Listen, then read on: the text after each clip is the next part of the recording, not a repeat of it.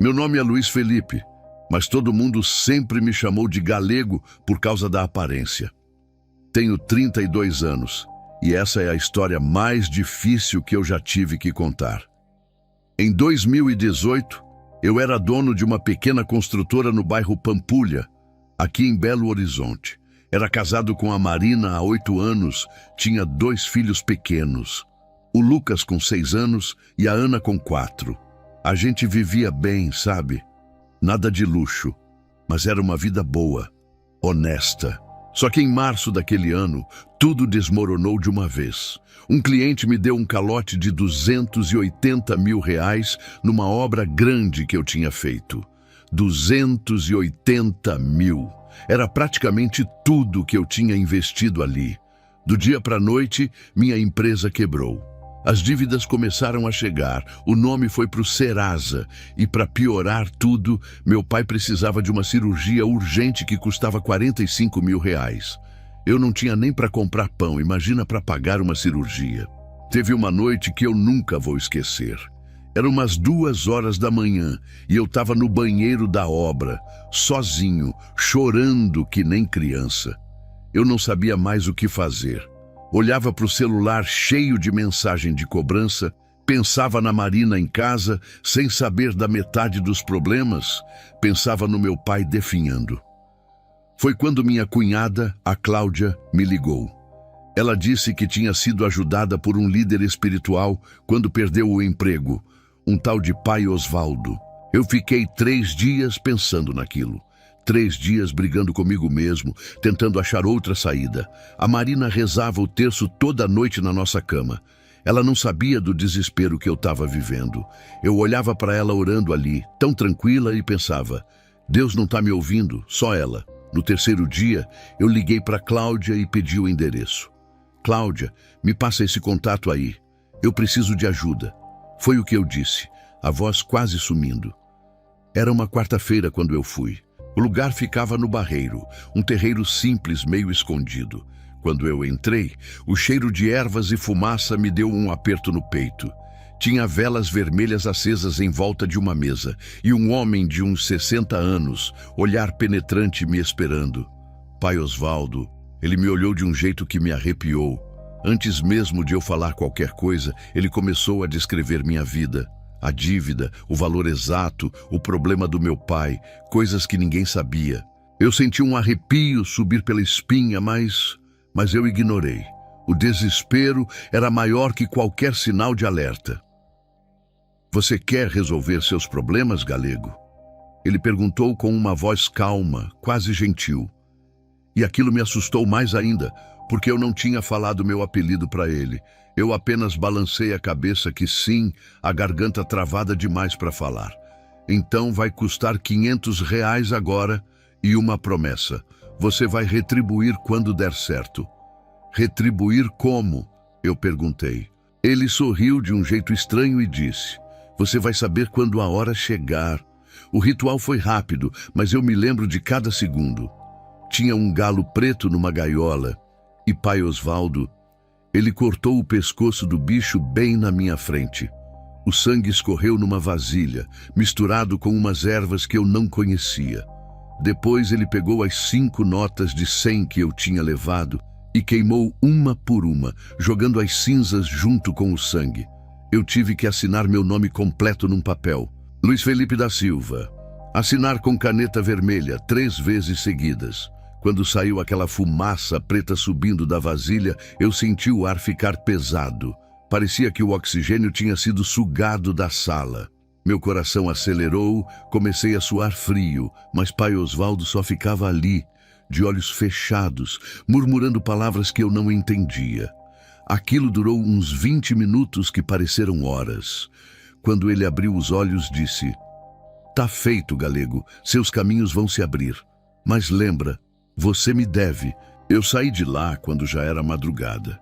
No carro, fiquei uns 10 minutos parado, só olhando para o nada, tentando processar o que eu tinha acabado de fazer. Peguei o celular para ligar para Marina, mas menti. Disse que tinha ficado resolvendo o problema na obra. Ela acreditou. Quando cheguei em casa, ela estava dormindo com o terço ainda na mão. Eu olhei para aquela cena e uma pontada de culpa me atravessou. Mas o desespero era maior. 2 semanas depois, o impossível começou a acontecer. E foi aí que eu percebi que eu tinha aberto uma porta que nunca mais ia conseguir fechar sozinho. 2 semanas depois daquele ritual, eu recebi uma ligação que mudou tudo.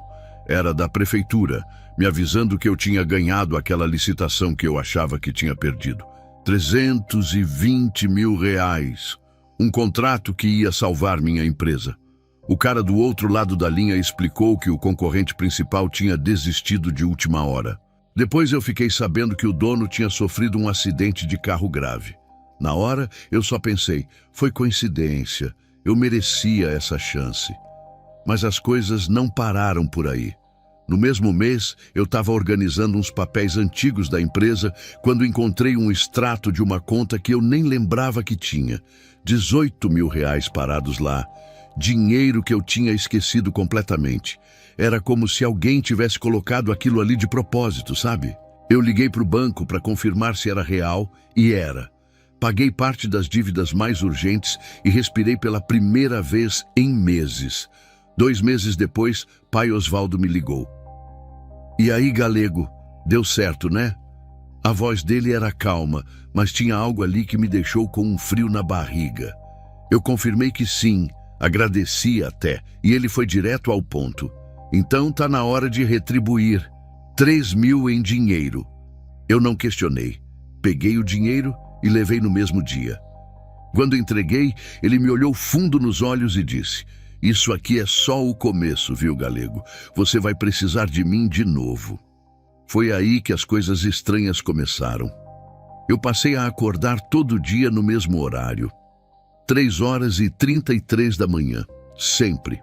Não importava que horas eu dormisse, meu corpo acordava naquele horário exato, como se tivesse um despertador invisível. E eu não conseguia voltar a dormir. Ficava ali, olhando para o teto, com uma angústia no peito que eu não sabia explicar. A Marina percebia, perguntava se eu estava bem, mas eu só dizia que era estresse da empresa. Uma tarde, eu estava dentro do carro parado no sinal quando olhei para o retrovisor. Por um segundo, só um segundo, eu vi um vulto negro atrás de mim no banco de trás. Virei a cabeça rápido, o coração disparado, mas não tinha ninguém. Olhei de novo para o espelho e nada. Pensei que estava cansado demais, que minha cabeça estava pregando peça. Mas aquela imagem ficou grudada na minha mente o dia inteiro. A Marina começou a rezar o terço toda noite antes de dormir. Ela sempre foi católica praticante, mas naquela época ela intensificou as orações, como se sentisse que alguma coisa estava errada. E o pior é que sempre que ela começava a rezar, eu sentia uma irritação subir do nada, uma raiva inexplicável daquela oração, daquelas palavras, daquele terço nas mãos dela. Eu nunca tinha sentido isso antes. Eu sempre respeitei a fé dela. Mas agora era diferente. "Galego, você tá diferente, amor", ela me disse uma noite, a voz preocupada. "Diferente como?" Eu respondi, mais frio do que queria. Ela ficou me olhando, tentando encontrar as palavras certas, mais distante, mais frio comigo, com as crianças. "Parece que você tá sempre longe, sabe?" Eu desviei o olhar e disse que era só cansaço, que a empresa estava exigindo muito. Ela não insistiu, mas eu vi a tristeza nos olhos dela. Uma manhã eu cheguei em casa cedo e vi algo que me gelou. O galo preto, aquele do ritual, estava morto no portão da minha casa. O pescoço torto, os olhos abertos, o corpo já começando a ficar duro. Eu olhei para os lados para ver se alguém tinha visto, peguei o bicho com um saco plástico e enterrei rapidinho no fundo do quintal, antes que a Marina ou as crianças vissem. Minhas mãos tremiam enquanto eu jogava terra por cima. Naquela noite, eu não consegui dormir nem quando deu 3h33. Fiquei pensando no galo, no dinheiro que tinha aparecido, no acidente do concorrente, na irritação com as orações da Marina. Tudo estava conectado de alguma forma, mas eu não queria admitir. Eu me convenci de que eram só coincidências, que eu estava paranoico, que o estresse estava me deixando louco, mas no fundo, bem no fundo, eu sabia que alguma coisa tinha entrado na minha vida naquela noite no terreiro. E o pior de tudo é que eu ainda não tinha visto nada. O que tinha começado com aquele ritual era só a ponta do iceberg do inferno que estava por vir. Em setembro de 2019, eu fui numa feira de construção no Expo Minas representar a empresa. Foi lá que eu conheci a Juliana. Ela era arquiteta, trabalhava com projetos residenciais, tinha 28 anos. Bonita, inteligente e casada também. A gente trocou cartão, conversou sobre possíveis parcerias, coisa profissional. Mas eu comecei a pensar nela de um jeito que não devia. Comecei a procurar desculpa para mandar mensagem, para marcar reunião, para estar perto dela. Durante 2 semanas, eu tentei conquistar ela de todas as formas. Elogios, convites para almoço de negócios, presentes pequenos disfarçados de cortesia profissional. Mas ela recusava tudo com educação. Sempre profissional, sempre mantendo distância. Isso me deixava obcecado. Eu não conseguia tirar ela da cabeça. Era como se tivesse algo me empurrando para aquilo, me consumindo por dentro. Eu olhava para Marina em casa e só pensava na Juliana. Numa noite de desespero por aquela obsessão, eu voltei no pai Osvaldo. "E aí, galego, que te traz aqui dessa vez?" Ele perguntou com aquele sorriso de canto de boca. Eu contei sobre a Juliana, sobre a frustração, e ele balançou a cabeça como se já soubesse. "Você quer amarrar ela para você?" Ele perguntou direto. Eu hesitei por um segundo, mas respondi. "Eu só quero uma chance." Mentira. Eu sabia exatamente o que eu estava pedindo. O ritual foi diferente do primeiro. Pai Osvaldo pediu uma foto da Juliana. Eu tinha tirado uma às escondidas durante um evento. Ele colocou a foto no centro de uma mesa, rodeou com vela rosa, despejou mel em cima, jogou canela. Depois pegou um papel e escreveu o nome dela 7 vezes, um embaixo do outro, com tinta vermelha. Eu tive que segurar aquele papel enquanto ele fazia as rezas dele. Minhas mãos suavam. Meu coração batia descompassado, mas eu não parei. 3 dias depois, a Juliana me mandou mensagem. Do nada. "Oi, galego, tava pensando aqui, será que a gente não podia conversar melhor sobre aquele projeto?" Eu li aquela mensagem umas 5 vezes sem acreditar. Ela nunca tinha me chamado pelo apelido. Como ela sabia? A gente marcou um café que virou almoço, que virou uma conversa de horas. E naquele mesmo dia, começou. O caso extraconjugal que ia me destruir aos poucos. O que começou como encontros esporádicos virou algo compulsivo. Eu gastava R$ 3.000 por mês em motel, presente, jantar escondido. Mentia para Marina todo dia. Reunião que não existia, obra que não tinha, cliente que era só desculpa. E junto com a Juliana veio outra coisa, um vício em pornografia que surgiu do nada.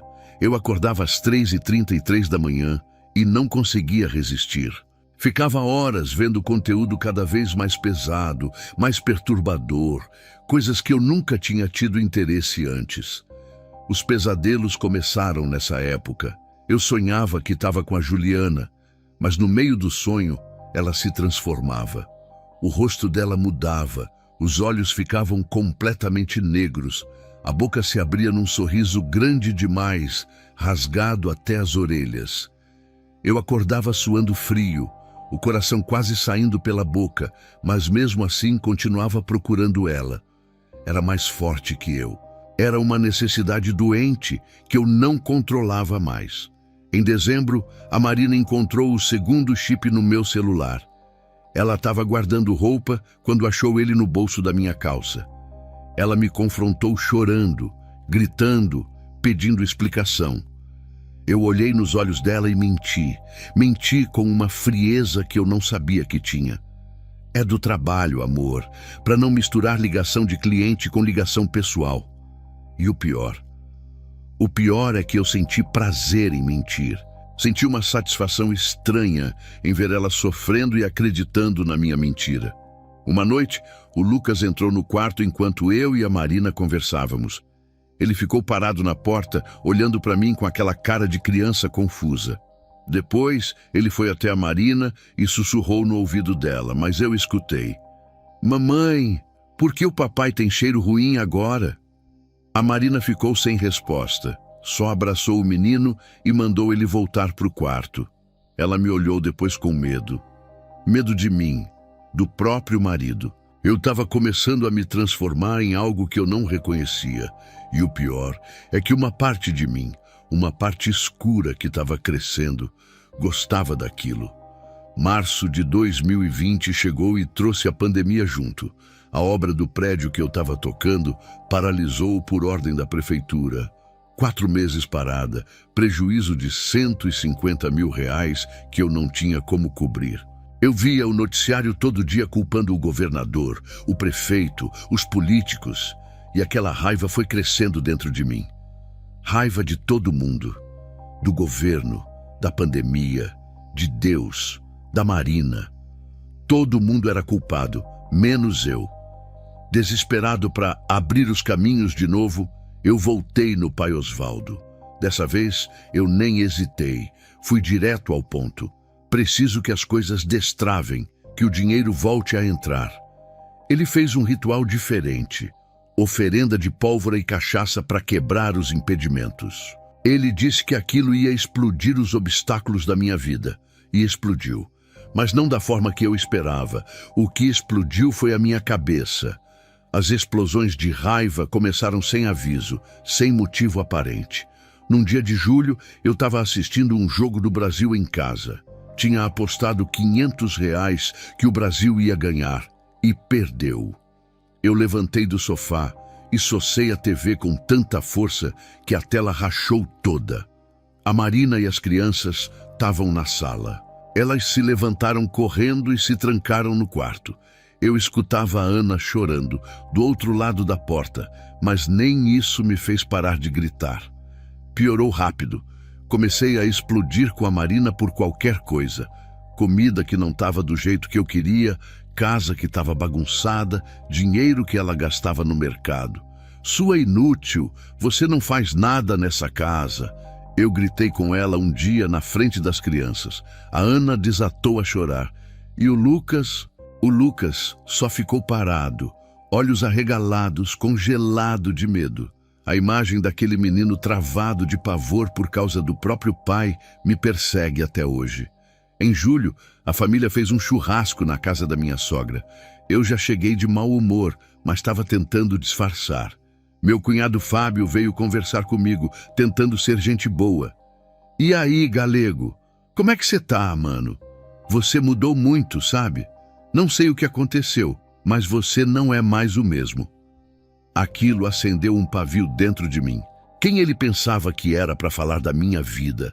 Eu explodi. Comecei a gritar com ele na frente de todo mundo, xingando, acusando ele de meter o bedelho onde não era chamado. O Fábio tentou me acalmar, colocou a mão no meu ombro e eu perdi completamente o controle.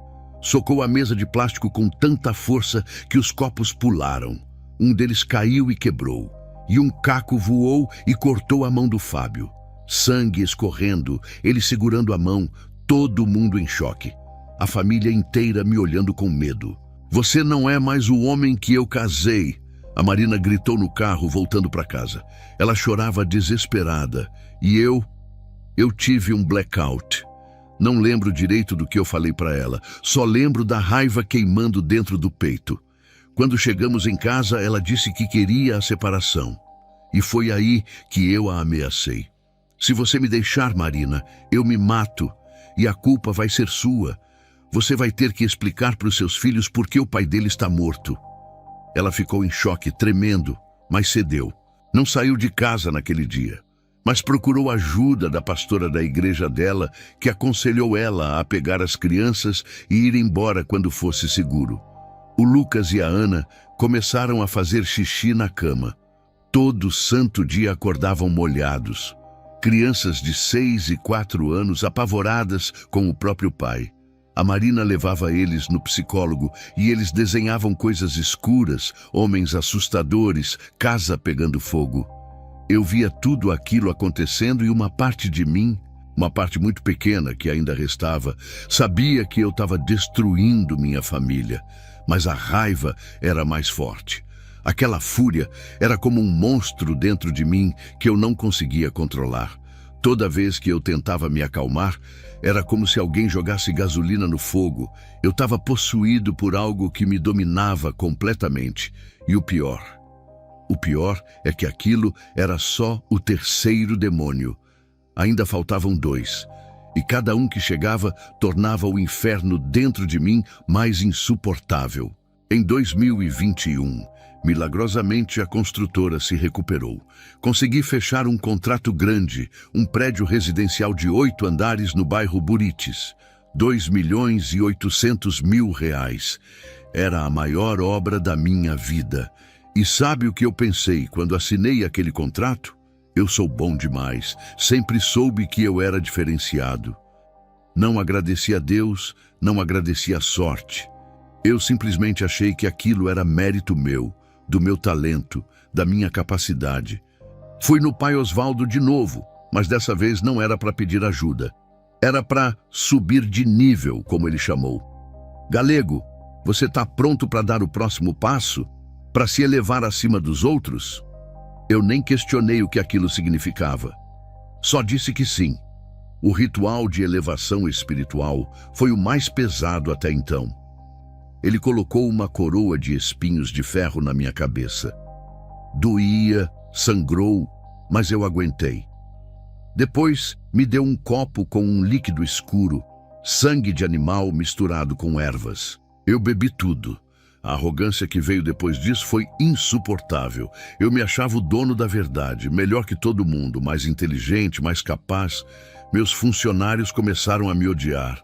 Num dia de junho, o Sebastião, um mestre de obras de 55 anos que trabalhava comigo há 3 anos, cometeu um erro pequeno na medida de uma parede. Eu reuni os 12 funcionários que estavam na obra e humilhei ele na frente de todo mundo. Sebastião, você é um incompetente, burro. Devia estar pedindo esmola na rua, não trabalhando aqui. Eu gritei aquilo olhando nos olhos dele. Vi o homem desmoronar. Lágrimas descendo pelo rosto dele, mãos tremendo. Ele tirou o capacete, jogou no chão e pediu demissão ali mesmo. Eu não preciso disso, Galego. Eu tenho dignidade. E saiu. Os outros funcionários me olharam com uma mistura de medo e nojo. Mas eu ri. Ri da fraqueza dele. Comprei um Audi A5 preto, 0 km, R$ 185.000. Nem precisava daquele carro. Era puro ego. E sabe o que eu fiz? Tirei foto do carro na frente da casa do seu Jorge, meu ex-sócio que tinha me abandonado na crise. Postei nas redes sociais com uma legenda: Deus ajuda quem se ajuda. Era uma provocação descarada e eu adorei cada segundo daquilo. Queria que ele sentisse inveja, sentisse que tinha perdido a chance de crescer comigo.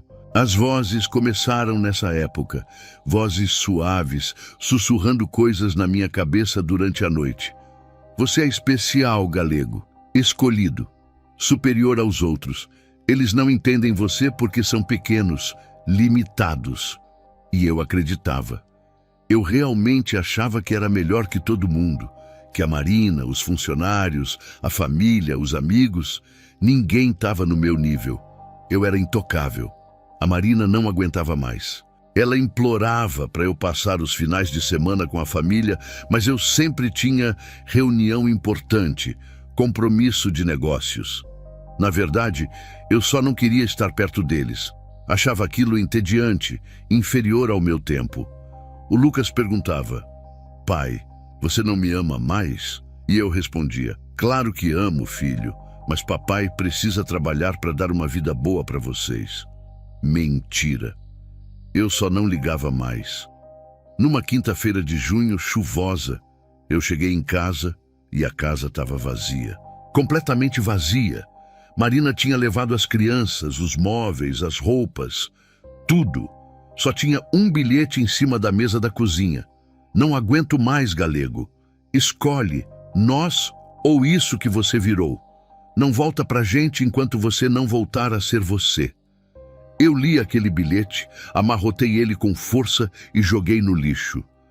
Ela vai voltar rastejando. Sempre voltam. Mas ela não voltou. Dias viraram semanas. Eu ligava e ela não atendia. Mandava mensagem e ela só respondia sobre os meninos, nada mais. A casa vazia, silenciosa. Só eu e aquelas vozes sussurrando que eu não precisava de ninguém. Que eu era grande demais para eles. Que eles é que tinham perdido a chance de ficar do meu lado. E eu acreditei em cada palavra daquilo. O orgulho tinha tomado conta de mim de um jeito que eu nem percebia mais quem eu era. Eu olhava no espelho e via um homem de sucesso, poderoso, acima de todos. Mas a verdade é que eu estava olhando para um monstro. E o pior ainda estava por vir. Em março de 2022, eu descobri que o seu Jorge, meu ex-sócio, tinha aberto uma construtora nova. Construções Panorama, ele chamou. Em menos de 2 meses, o desgraçado já tinha fechado 3 contratos grandes. Eu vi as postagens dele nas redes sociais, inauguração de obra, equipe sorrindo, clientes satisfeitos. Aquilo me corroía por dentro. Como ele tinha conseguido crescer tão rápido sem mim? Eu era o cérebro da sociedade, não ele. Piorou quando uma construtora concorrente ganhou uma licitação de 4.200.000 reais. Uma licitação que eu queria, que eu merecia. A construtora Horizonte, uma empresa que tinha metade do meu tempo de mercado, levou o contrato. Eu fiquei obcecado. Passava horas stalkeando as redes sociais do seu Jorge e do dono da Horizonte. Via cada postagem, cada conquista deles, e aquilo me consumia. A inveja era uma doença que estava me matando por dentro. Voltei no pai Osvaldo numa madrugada. Preciso destruir eles, Osvaldo. Preciso que eles percam tudo. Ele me olhou sério dessa vez, como se até ele tivesse ficado surpreso com o que eu estava pedindo. Mas não recusou. Nunca recusava.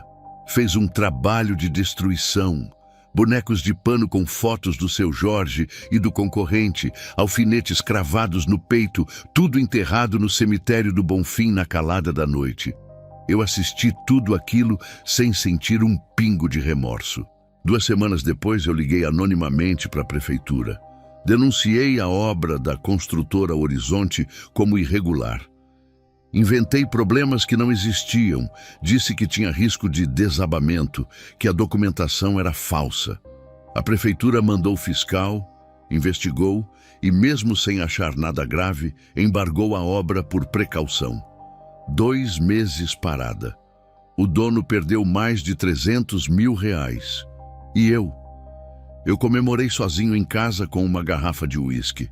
Sobre o seu Jorge, eu espalhei boatos. Liguei para fornecedores antigos, dizendo que ele estava dando calote, que não pagava ninguém, que a empresa dele estava falindo. Tudo mentira. Mentira pura que eu inventava e soltava no mercado como se fosse verdade. Alguns fornecedores acreditaram e cortaram o crédito dele. Eu via a dificuldade crescendo para ele e sentia uma satisfação doente. Queria ver ele quebrado, destruído, humilhado. Até dentro da família eu fui capaz de fazer maldade. Meu cunhado Fábio ia casar com a noiva que estava grávida. Linda festa marcada, família feliz. Mas eu tentei convencer a minha sogra e outros parentes de que a noiva tinha traído ele, que o filho não era dele. Inventei história, criei cenário na cabeça deles, plantei dúvida. Fábio descobriu que fui eu e me mandou mensagem. Você está doente, Galego, procura ajuda. Ninguém mais falava comigo na família. As manifestações físicas ficaram insuportáveis. Minhas mãos começaram a tremer sem parar. Quando eu ia assinar documento importante, a mão tremia tanto que eu errava a assinatura. Perdi um contrato de R$ 400 mil porque o cliente ficou desconfiado daquele tremor. "Você tá bem, Galego?" ele perguntou. Eu menti que estava, mas ele não acreditou. Desistiu do negócio na hora. Pior que o tremor era o cheiro. Clientes começaram a comentar nas reuniões. "Que cheiro estranho." Eles faziam cara de nojo, abriam janela, mas eu não sentia nada.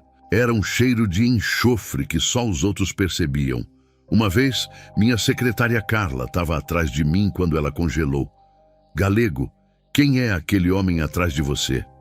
Eu olhei para trás. Não tinha ninguém. "Que homem, Carla?" Ela ficou branca, pegou a bolsa e saiu. Pediu demissão no dia seguinte, sem nem dar explicação. As visões pioraram.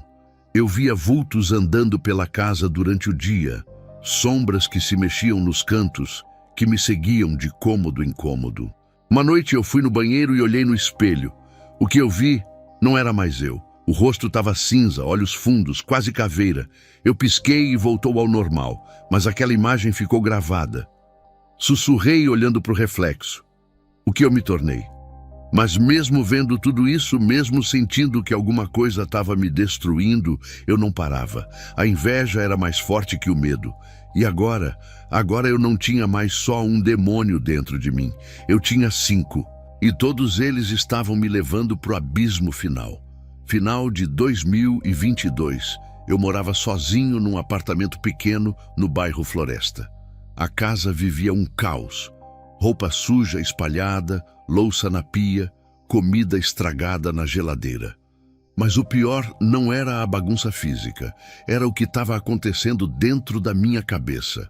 As 5 vozes falavam comigo o tempo todo, dia e noite, comandos contraditórios que me deixavam louco. Não era imaginação. Eram vozes reais, audíveis, cada uma com um tom diferente.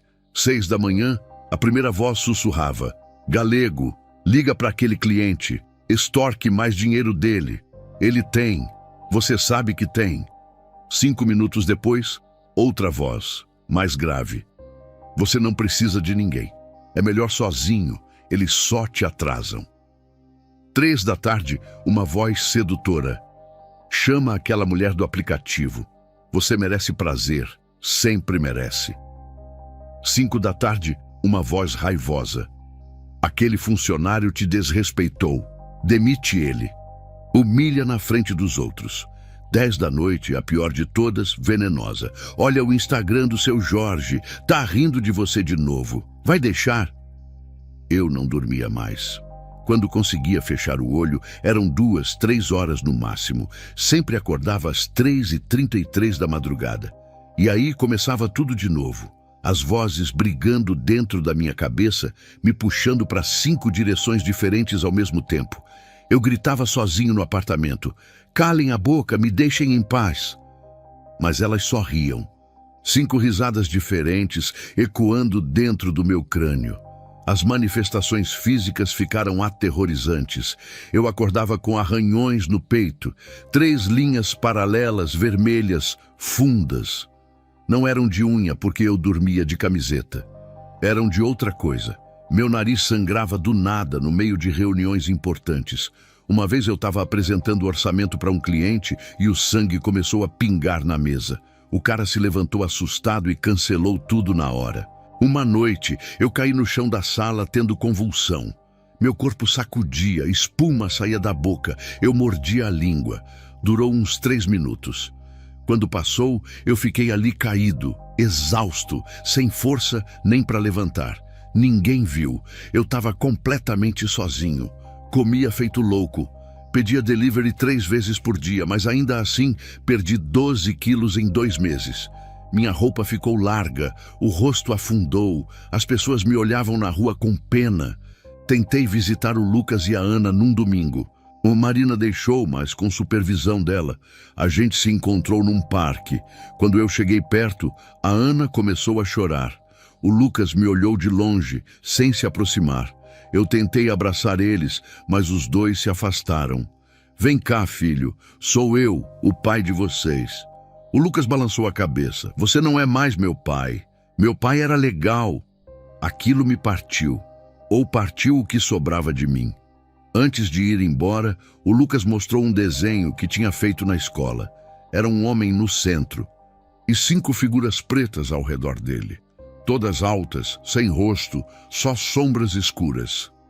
Quem é esse, Lucas? A Marina perguntou com a voz tremendo. É o papai. Esses homens ficam sempre atrás dele. A Marina ficou branca, me olhou com terror nos olhos. Galego, você precisa de ajuda. Ajuda espiritual. Você está possuído por alguma coisa. Eu explodi. Cala a boca, Marina! Cala a boca com essas crenças idiotas suas! Gritei aquilo na frente das crianças, no meio do parque, com gente olhando. A Ana desatou a chorar. O Lucas se abraçou na mãe. A Marina pegou os dois e saiu correndo. Foi a última vez que eu vi meus filhos naquele ano. Ela me bloqueou depois daquele dia. Não atendia mais ligação, não respondia mensagem. Eu tinha perdido tudo. Numa madrugada de desespero, eu tentei orar. Fazia anos que eu não fazia isso, mas a solidão estava tão grande que eu tentei. Ajoelhei no chão da sala e tentei falar. Deus, eu... Mas antes de terminar a frase, as 5 vozes gritaram dentro da minha cabeça ao mesmo tempo. Não! Foi tão alto, tão forte, que eu caí de lado no chão tampando os ouvidos. Não adiantou. As vozes estavam dentro de mim. Eu sabia naquela hora. Não tinha mais volta. Eu não controlava mais nada. Meu corpo, minha mente, minha vida, tudo pertencia a eles agora. Os 5 demônios tinham tomado conta de mim completamente. E o pior é que eu sabia que eles não iam parar até me levar para o único lugar que restava, a morte. Abril de 2023. A construtora estava falindo de vez. Dívida de R$380 mil, sem contrato novo, sem cliente, sem funcionário. Só eu e o buraco que eu mesmo cavei. A obra do prédio no Buritis foi embargada por irregularidades trabalhistas. Eu tinha demitido gente sem pagar direito. Tinha deixado de recolher encargo. Tudo por ganância, por achar que eu estava acima da lei. Agora estava pagando o preço. A Juliana me bloqueou em tudo. Descobriu que eu tinha mentido sobre a separação, que a Marina ainda era minha esposa quando a gente começou.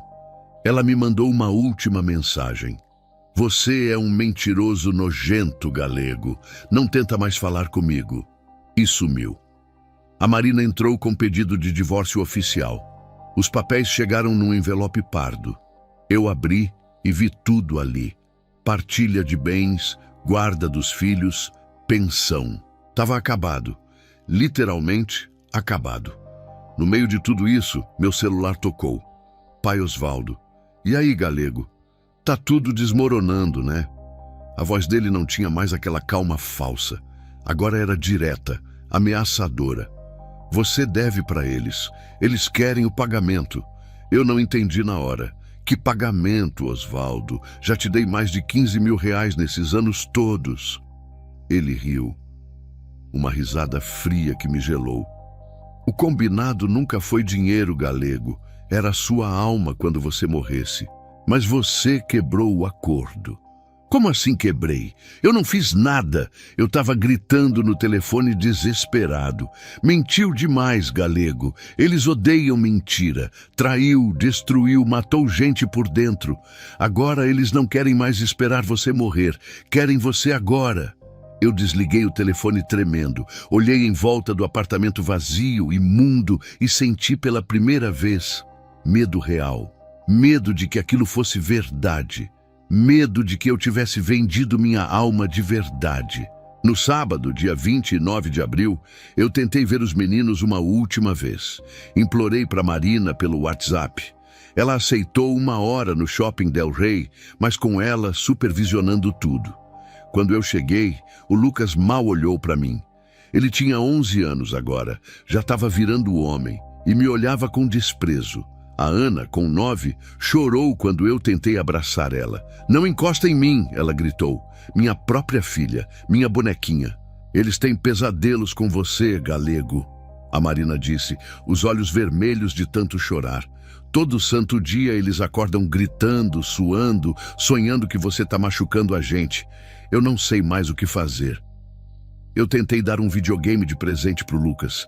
Tinha gastado meus últimos R$ 400 naquilo. Ele olhou para a caixa e recusou. Não quero nada de você. A Ana se escondeu atrás da Marina e sussurrou. Mas eu escutei. Mamãe, aqueles homens pretos ainda estão atrás dele. Eles estão maior agora.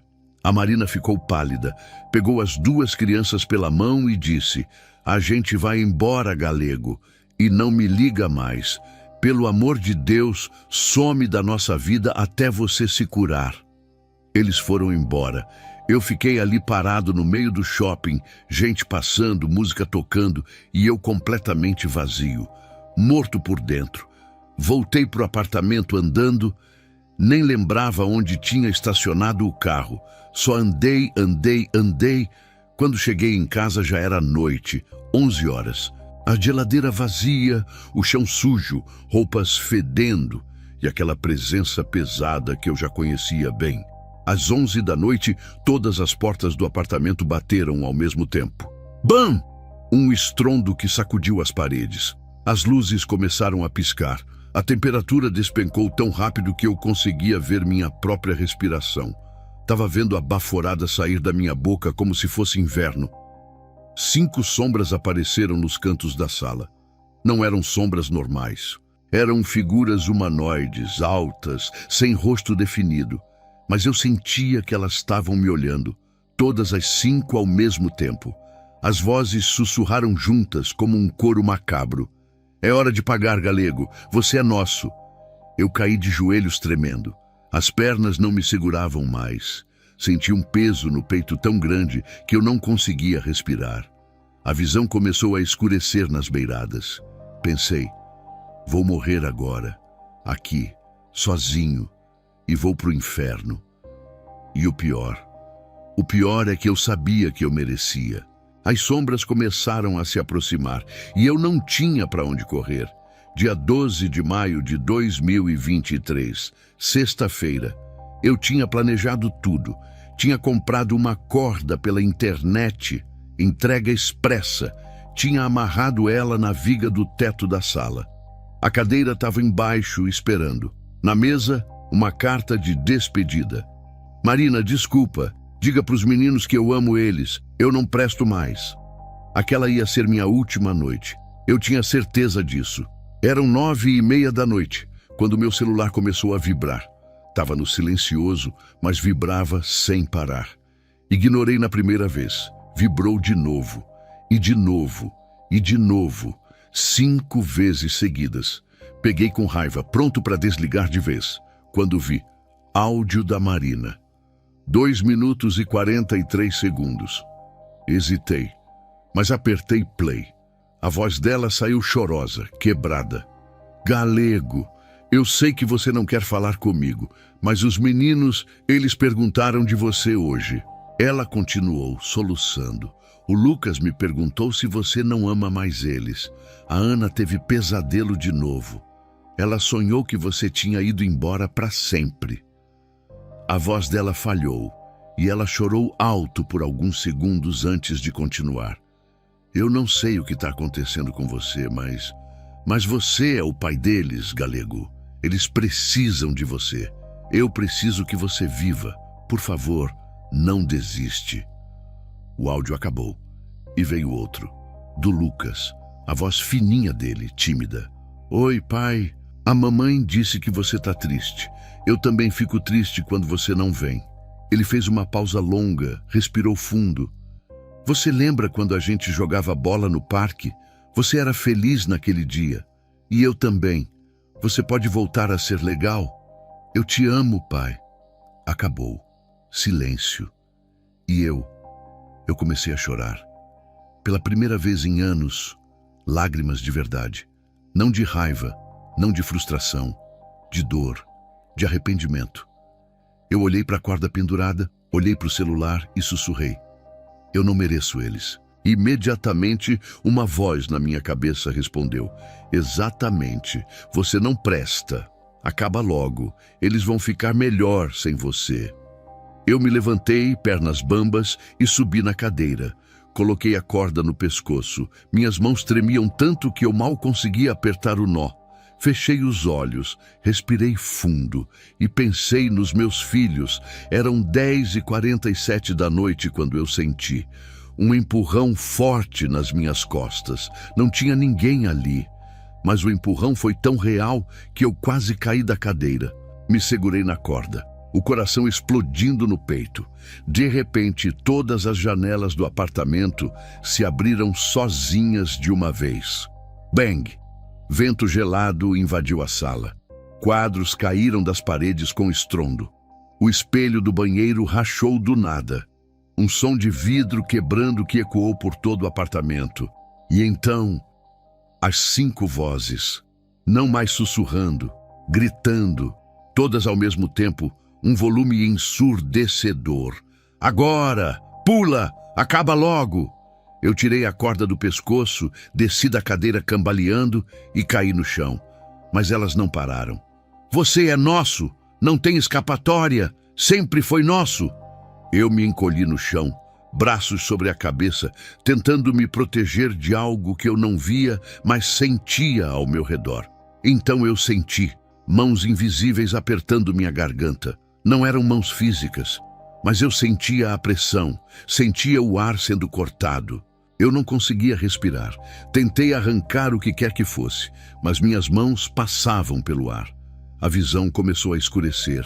Pontos pretos dançando na frente dos olhos. Eu estava morrendo, ali, naquele momento. E com o último fôlego que me restava, eu gritei: Jesus, me ajuda!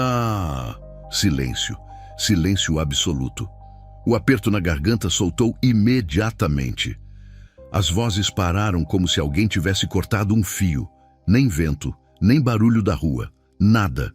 As janelas se fecharam suavemente, sozinhas, sem barulho. A temperatura voltou ao normal em segundos. E então, calor. Um calor que começou no meu peito, bem no centro, e foi se espalhando pelo corpo. Não queimava, aquecia, como se alguém tivesse me abraçado por dentro. Uma luz suave começou a preencher a sala. Não era luz de lâmpada. Era diferente, mais branda, dourada, sem fonte visível. Eu olhei em volta tentando entender de onde vinha, mas não achei. A luz simplesmente estava ali. E com ela, paz. Uma paz que eu não sentia há 5 anos. Talvez nunca tivesse sentido na vida. Eu chorei. Chorei feito criança. Soluços profundos, desesperados, mas não de desespero, de alívio, de libertação. Eu sussurrei: obrigado, obrigado, obrigado.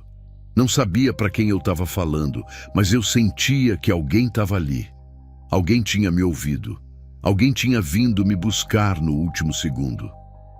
O sono veio, um sono bom, pesado, pela primeira vez em meses.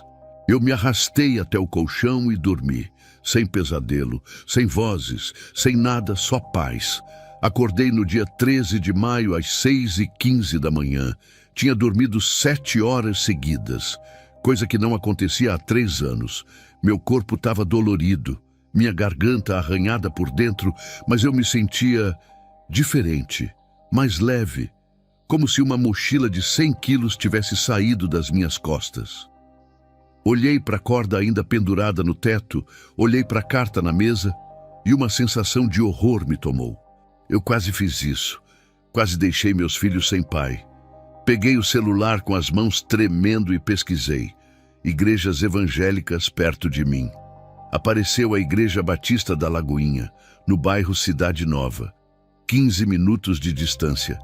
Culto domingo às 9 da manhã. Anotei.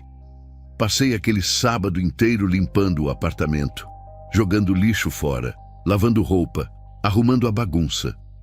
Era como se eu tivesse acordado de um pesadelo de 5 anos e finalmente visto a sujeira que eu vivia. No domingo, dia 14 de maio, cheguei na igreja às 8h40. Fiquei no fundo, de cabeça baixa, com vergonha de olhar para as pessoas. O culto tinha umas 180 pessoas. Quando o louvor começou, senti uma náusea subir. Tentei sair, mas uma senhora idosa segurou meu braço com força. Fica, filho. Deus quer falar com você hoje. Algo na voz dela me fez ficar.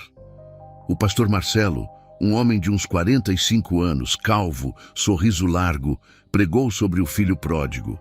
Eu chorei a mensagem inteira. No final, ele abriu o altar para oração.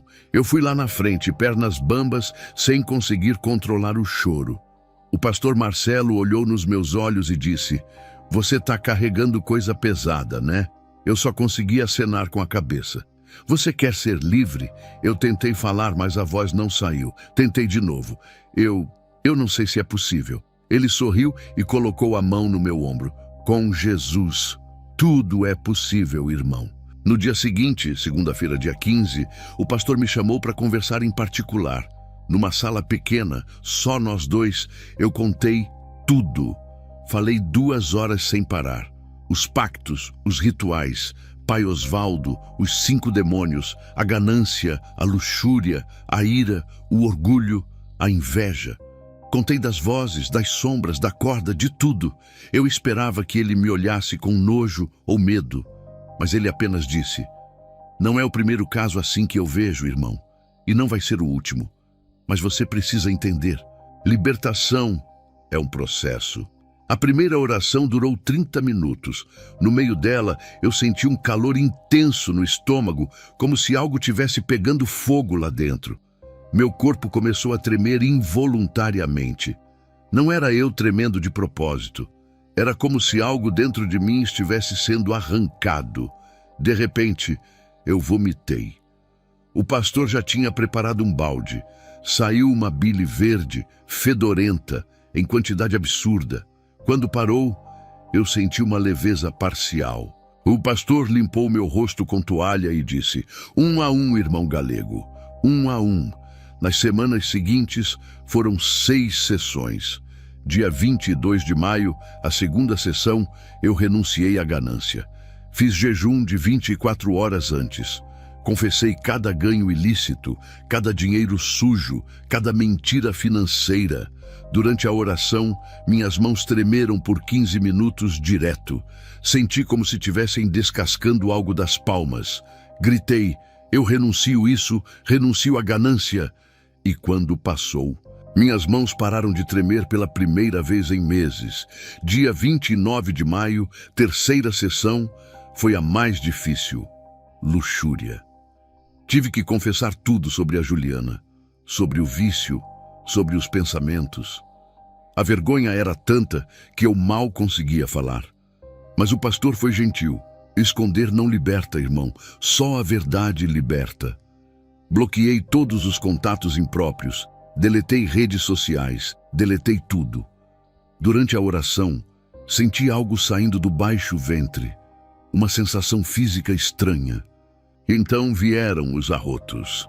10 arrotos seguidos involuntários alto. Quando parou, pela primeira vez em anos, consegui pensar sem pensamentos intrusivos.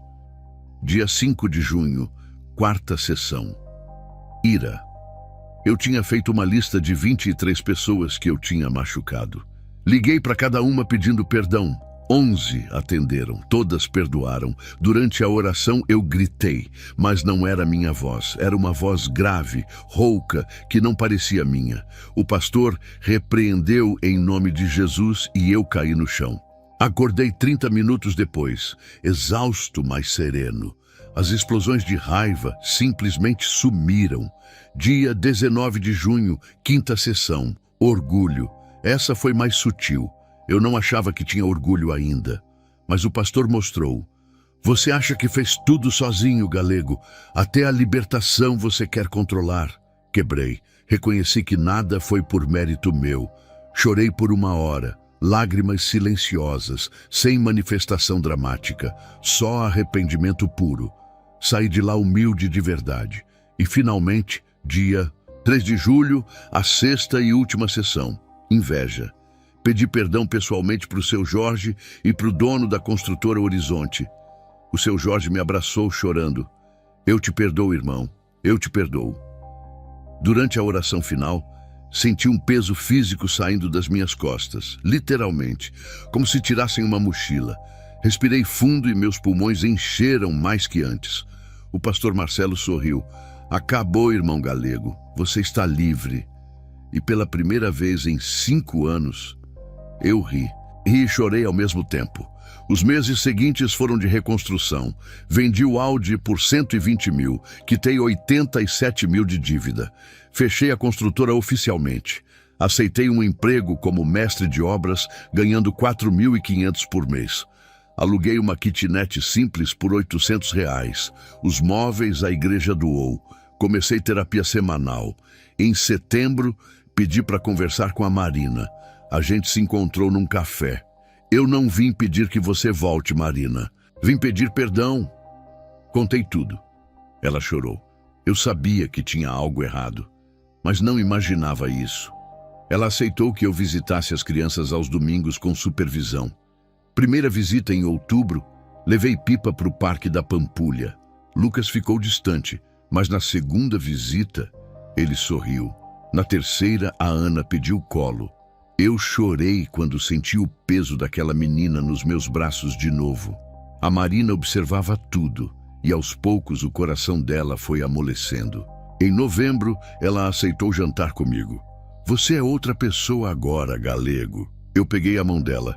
Eu sou eu de novo. Aquele outro não era eu. A gente começou a namorar de novo, devagar. Terapia de casal a cada 15 dias. Dia 17 de dezembro, o pastor me convidou para dar meu testemunho. Culto lotado, 430 pessoas. Eu subi no púlpito nervoso. Contei tudo. 40 minutos. Choro coletivo. No final, 7 pessoas aceitaram Jesus. A Marina e os meninos estavam na primeira fileira. Quando desci, o Lucas me abraçou. Eu te amo, pai. A Ana sorriu. Papai, aqueles homens pretos foram embora. Dia 24 de dezembro, véspera de Natal, fui batizado por imersão. Toda a família presente. Quando subi da água, levantei as mãos e gritei: livre, livre, livre. Hoje, em 2024, eu e a Marina voltamos a morar juntos. Apartamento novo, recomeço total. Fui promovido a encarregado geral, 6.800 por mês. Lidero um grupo na igreja chamado Libertos em Cristo, com 8 pessoas. Em setembro, renovamos os votos. O Lucas me disse outro dia: pai, nossa casa agora é feliz de novo. E é verdade. Eu servi 5 demônios por 5 anos. Vivi no inferno em vida. Perdi minha família, minha dignidade, quase perdi minha alma. Mas bastou um nome: Jesus. Numa única noite, para todos eles fugirem. Hoje eu sei a verdade. Não importa quantos demônios você serve, não importa quão fundo você caiu, não importa quanto tempo você ficou nas trevas, o poder de Cristo é maior que todos eles juntos. E se Ele me libertou, Ele pode libertar qualquer um. Porque o que o diabo amarra, Jesus desata. O que o inferno prende, o céu liberta. E o que estava morto, em Jesus vive de novo.